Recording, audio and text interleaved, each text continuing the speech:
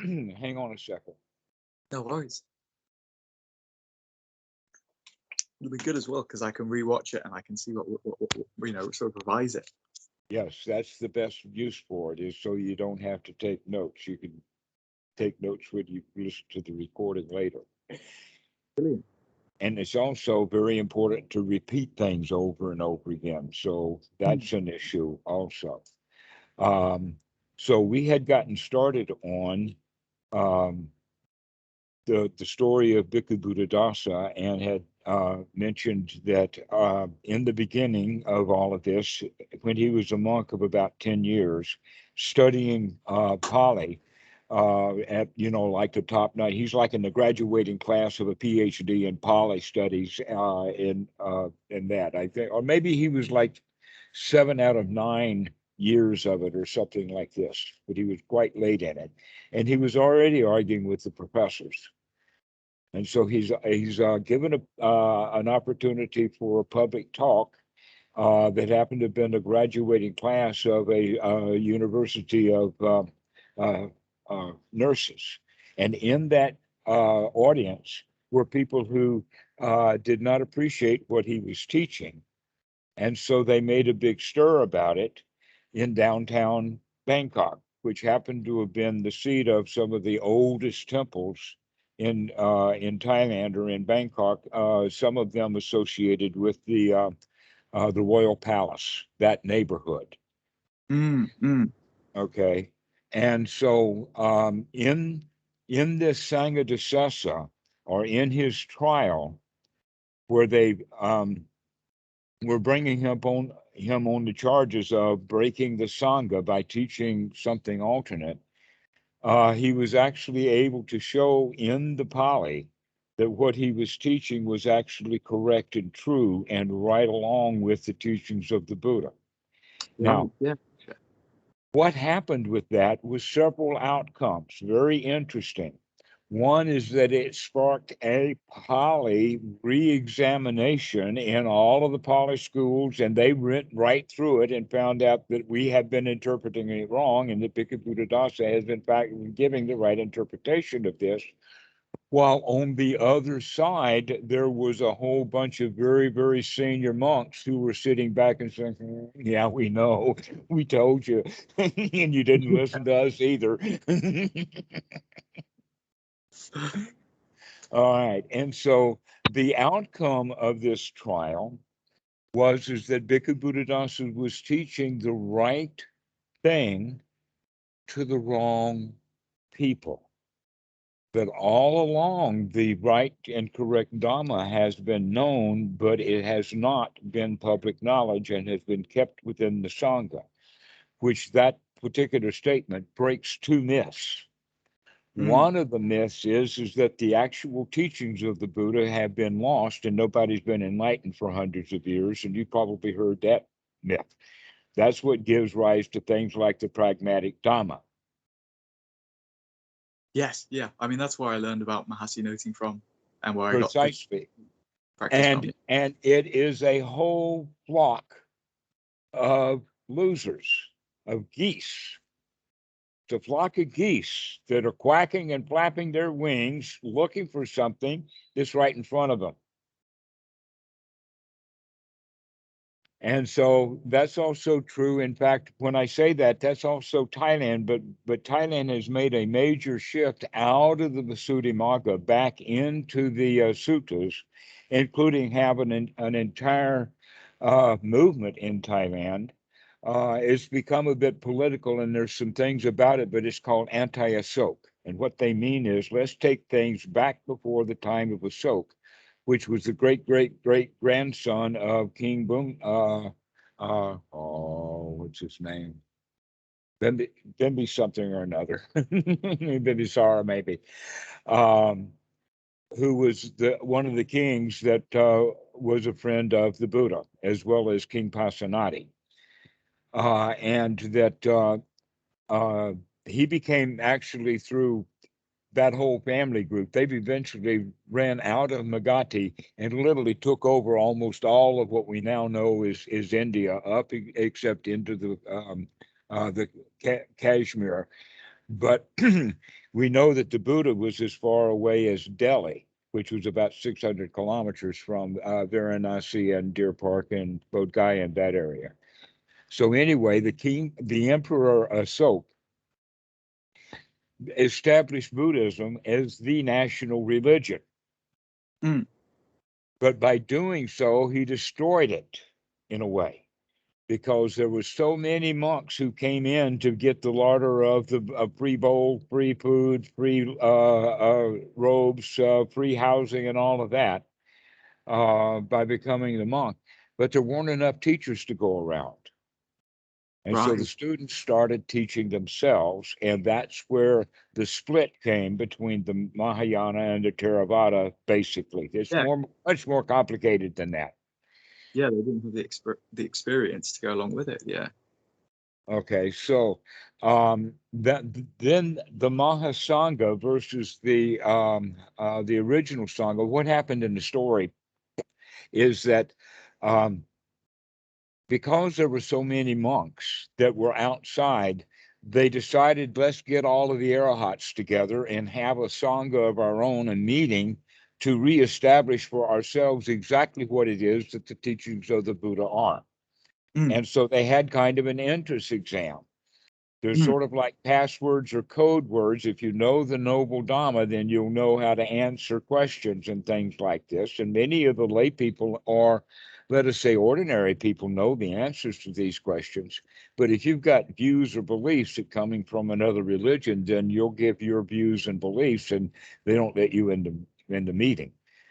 And Right. so Yeah. all of those guys got really ticked off and went and had a bigger meeting. And this all happened in Rajgiri. If the and the reason that it was held in Rajgir is because that was the capital, and that King Asok sponsored the conference. So Mm. now he had to sponsor even a bigger conference. Yeah. Yeah. All right, so that was beginning of the split, and that happened a little over 100 years after, about 270, 260 BC. That time period is when all of this occurred, as opposed to the Buddha's death at about 407, 406, 410. That neighborhood is where they seem to have chased it down to now, that they went looking for it exactly. So, um, with all of that, then the point is that even though there has always been an ordinary sangha of monks, there has always been this inner core. And the question would be, how do you bring new people into the old sangha so that it can remain and stay sustained for 2,500 years? And basically, that's the story that I'm telling you now about Bhikkhu Buddhadasa, is how he made it into the inner core. Right. Right. Yeah. Okay, and that is quite an interesting thing that way, because inside of this Sangha Dasasa were some of the senior monks that really did know the Dhamma already and had been invited into the inner core. And surprisingly enough, it was very close with in contact with the royal family. That the royalty, the nobility of Thailand, and the nobility of the Sangha had already been intertwined for centuries. Mm. Mm. And so there was a very, very famous monk who was born in 1860 as the son of King Mangut. And he became a monk while his brother Chulalongkorn reigned for many years. And they supported each other. And uh, uh, the king gave then the monks support to reestablish the correct Buddhism within Thailand again. So now we're repeating it again in the Yeah. 1930s, but it happened then also in about 1910 or so. That time period is the period that we're talking about. And so one of his students then was was given the title of, and it's always appointed by the royal family anyway, they call it the Samdat Sangharaj. Samdat Sangharaj means Samdat, I'm not quite sure, but Sangharaj, you can see King of Sangha in that word right there. Mm. Mm. Okay, the Sangharaj. And so his name was Buddha Gosajarn. And he's quite famous. You can find him on Wikipedia and other things like this, as well as I've got some other literature about this. But he befriended Bhikkhu Buddhadasa and later came to South Thailand to visit Buddhadasa, and that they then became good friends. And Bhikkhu Buddhadasa took this old, most senior monk in Thailand as his teacher. Mm, mm. And yet everybody kind of thinks that Bhikkhu Buddhadasa discovered all of this stuff by himself. No, that's not the case. So both of those myths are wrong. The correct way of looking at it, or if you want to say the correct myth, is that the Sangha has been secret and has been kept inside, aloof, and very, very high quality up to the point of the royal family of Thailand for many centuries. Mm. And that I thought that it was just a kind of Thai thing when I was in the US. And so there was an opportunity for me to teach a young Laotian monk who spoke English, but not his own native Laotian language, but he did some, and he had family members who were also monks. In fact, he became a monk to take care of one of his uncles who was also retired from the U.S. And had Social Security, so he wants to spend the rest of his life as a monk. And the family says that's not going to happen.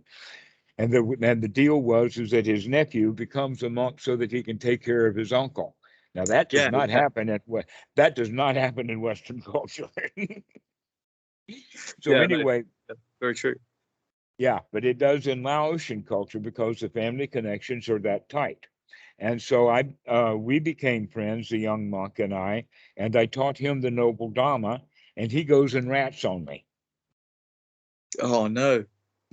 And the next thing I know that's happening is that I'm invited to travel with them to Denver, Colorado, to meet yet another uncle who is the abbot there and the second most senior monk in the Laotian culture within the United States. Right.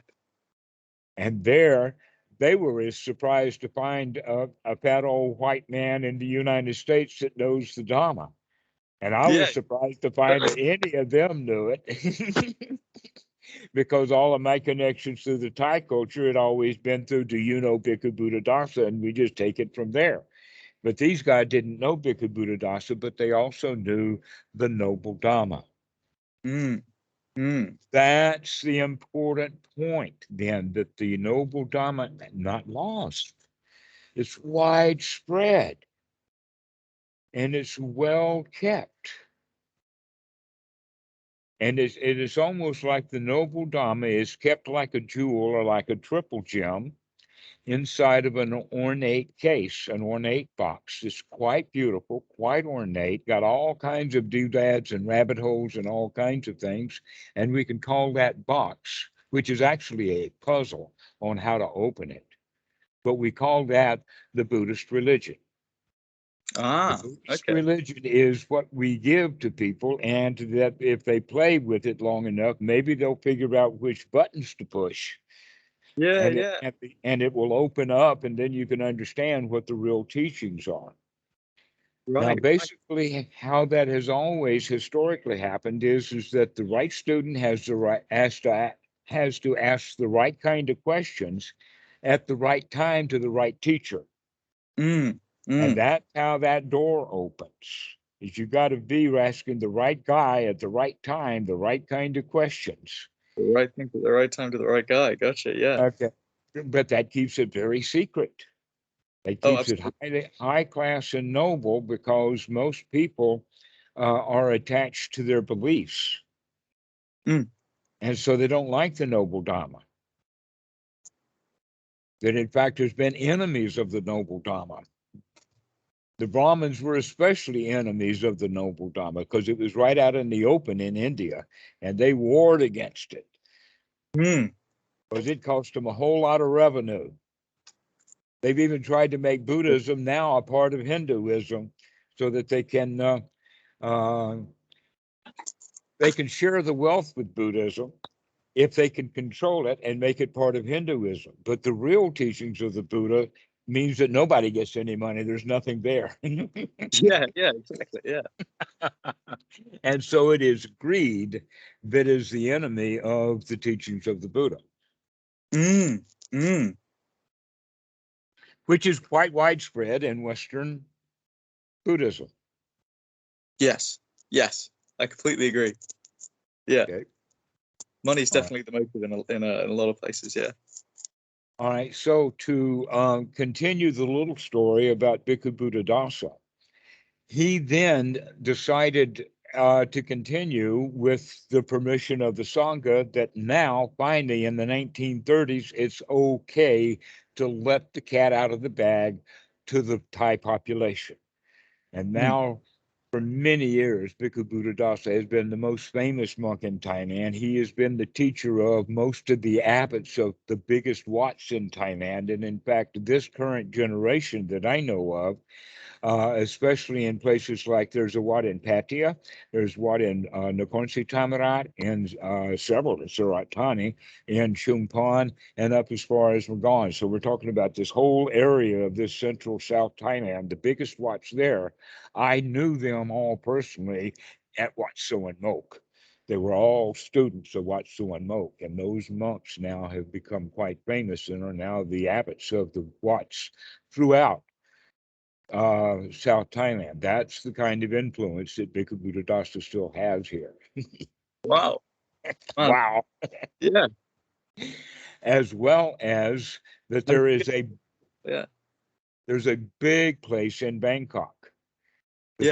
The property that they have is so large it's got its own lake, and this is in downtown Bangkok. That property is probably worth 100, maybe $200 million. I don't know how much it's worth. I'm just guesstimating, but it is and its backside is onto Chatu Chat Park, one of the largest parks in Bangkok, which means that people actually go onto the other side of the lake and pinch their little umbrella tents and have their own private little holiday. Yeah. Yeah, so that's very, very common in that, and there's a lot of people involved with him in Thailand. So Achan Po has consistently wanted me to come to do that. In fact, he's talked about me going back to Chicago and going to Phuket and stay with the monk there. His name is Virasak Viradamo. And so the answer was no, we're going to kind of stay home. Yeah. And so this is where the idea of the internet came from. Is, well, let's go on and start having one-on-one discussions with people on the internet, just like it's done at the Wat. You see, except since it started, meditation retreats, the 10-day retreat format started in the 1950s. Buddhism lasted for 2,500 years without ever having a retreat, not like they have in the West, not like they had that got started as it was actually had political connotations in it in Burma. And that's what Goenka was in. He was in U Ba Khin's group as a student.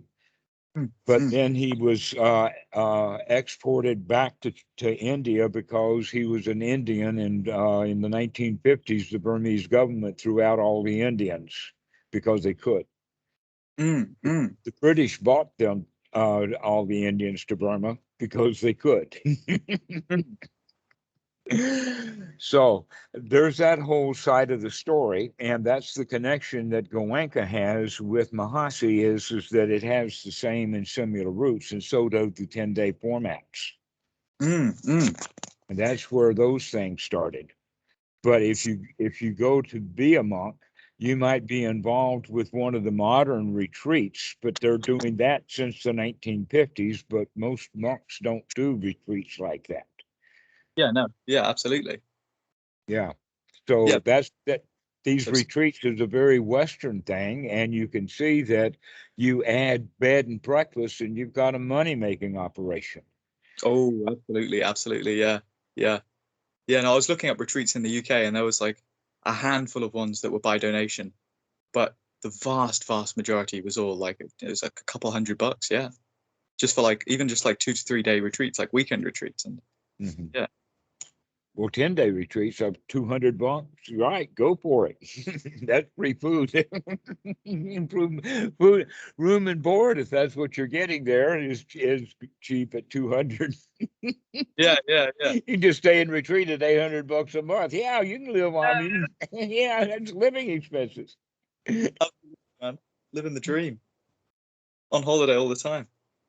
Well, if you know how to do that. The problem is there's almost no one who goes to those retreats are ready for them. When And do you know you're ready for them?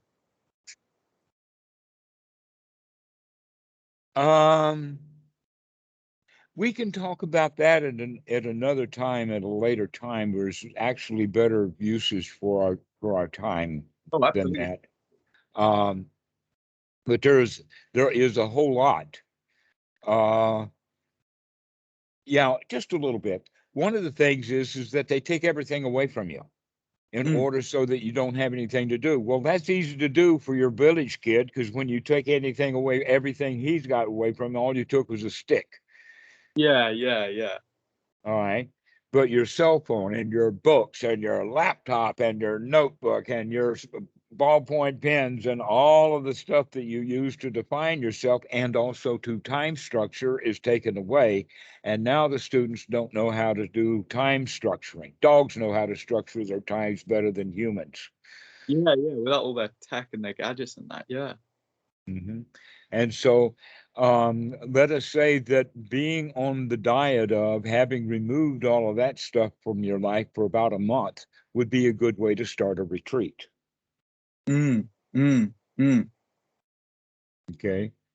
To go into seclusion a little early. Another thing is that the students don't get any preparation at all. They just sign up for it. It's like a business deal. 10 days. You start here, you start paying now. It ends here, you stop paying now. You got your money's worth. Goodbye. Get out. Yeah. There's not like further support down the line. Exactly. And it's not a Sangha, because the students are told to be in silence, and so they don't even get a chance to become friends. We could walk out of there with 100 friends.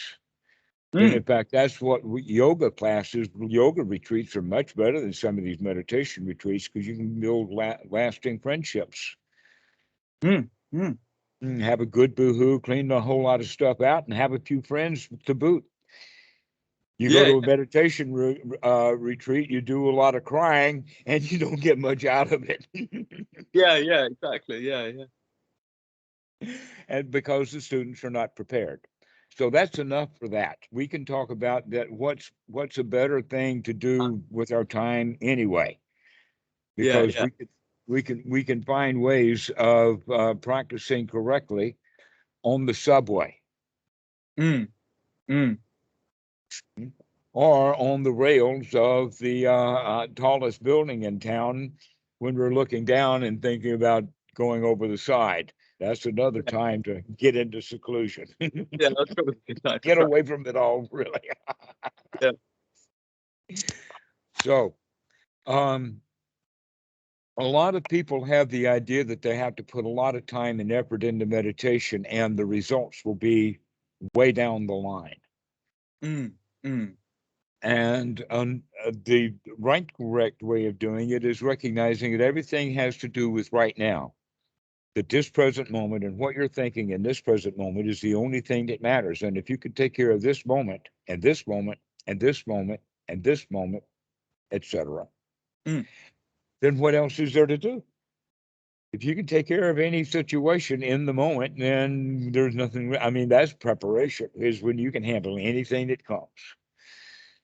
Especially since you've already handled anything that comes and you survived, so you survive it again. Fair point, yeah. The only thing that you haven't survived yet that you have to learn how to survive, and that is death itself. And when you get ready for death, then you can live happily. Yeah. I mean, what else have you got to lose? Yeah, that's a good point, right? All right. So that's the way of looking at it, is freedom is just another word for nothing left to lose. Right, right, yeah, yeah. That is yeah, that's an interesting way of looking at it, actually. Yeah. Yes, it is. In fact, that's the whole point of it. That's what freedom is. That for many years now, the philosophers have spoken of Buddhism as by a negative, that it is a negative path. It is not a positive path. You do not get a savior. You do not get a heaven. You do not get a hell. That in fact, what you have to do instead is drop all of the ideas that you're going to get anything at all. And by dropping, you're actually going in negative. The only way to fly is by being lighter than air. Yes, yeah, yeah, Yes. yeah, yeah. And so that means we need to drop our baggage. Yes, yes. And the baggage that needs to be dropped is the baggage that we're carrying at this particular moment. Because that's the only baggage that we've got that's keeping us from flying in this particular moment. I like it, man. I like it. I think I can see where this is going a little bit. Yeah. Well, it's actually going right into the Four Noble Truths and the Eightfold Noble Path. And it's most specifically talking about practicing the path practicing the path by using Anapanasati. And Anapanasati is the method that the Buddha taught. That this is one of the things that became kind of a point of argument that we got started on with Bhikkhu Buddhadasa, is when he said that Buddha only taught one meditation. He only taught one. Mm. And yet look how much diversity there is in just Western Buddhism. Yeah, we got masses of techniques everywhere. I even said Well, to you that I was trying to, learn a whole bunch of them and just find out what works for myself. Yeah. Well, here's the point. None of them work. If any of them that doesn't work because it's missing an ingredient. And Anapanasati is the whole package, the complete issue. And Yeah. it's actually the missing pieces of the puzzles that all of these other guys are missing. Yeah. It's the whole show. Oh, The Buddha laid it out. So basically, is what's happened. It is very much like a jigsaw puzzle. mm. And Westerners have gotten it in a box. And it's got a picture of it on the front. And here we are taking all these puzzles and trying to put all of this puzzle together. And we're missing a few pieces. There's a couple of pieces gone. But Anapanasati Sutta, and that is that it's there in the suttas. The Bhikkhu Buddhadasa points this out and has had several lecture series on Anapanasati. There's wound up at least 4 different books on Anapanasati under his name, because they've been translated into English after being transcribed from the audio into the Thai. Mm. Mm. Okay, so, so there's some language and translation issues, and there's also some cultural issues in there. Some of the stuff that he says doesn't make sense. Makes Mm. perfect sense to the Thai people. Yes. Yeah. Yeah. So, in that regard, this is what Achan Po is wanting, is that we can actually take this old teaching of the Dhamma that's been well kept and well secret and well working, and open it to the world, because the world may be ready for it now. There's a whole lot of signs talking about providence and Christian stuff. No, I'm not talking about any of that. I'm talking about the fact that it feels safe to do it now. Mm. Mm. The likelihood of me being strung up in Yeah. under a bridge for what I teach is unlikely to happen. Now, in Yeah. 1920, it could very well have happened in Missouri or in Mississippi. Mm. Mm. In fact, I know places in Mississippi now that I could get strung up if I went there. Good Lord. Yes, it in fact is quite possible for a Christian preacher to make one statement on the pulpit and be fired, out of a job, out of a house, out of a family. His wife divorces him, and he's got nothing just by Oh, making one state. Yeah, yeah. But a foreigner, a fat old happy man walks into town and makes that statement, he's going to get strung up. Yeah, yeah, yeah. So it has been historically dangerous, but now there are a lot of people that are interested in Buddhism. So now it's time to kind of let it out of the bag, just like Bhikkhu Buddhadasa started letting the cat out of the bag in the 1930s. So this is the Noble Dhamma, or the Supramundane Dhamma, that is missing in Buddhism. Is this mostly, it has to do with, first off, that whatever you believe, that you have ever believed, whatever it was that you believed hasn't really done you any good. Believing something to be true does not help you. Now, what does help you is, number one, making mistakes, and number two, looking at that mistake and seeing what's going on and learning from it. Okay. That's a major part, because that's actually the point of the teaching of the second noble truth, is what is actually the cause of dukkha is something that we are doing.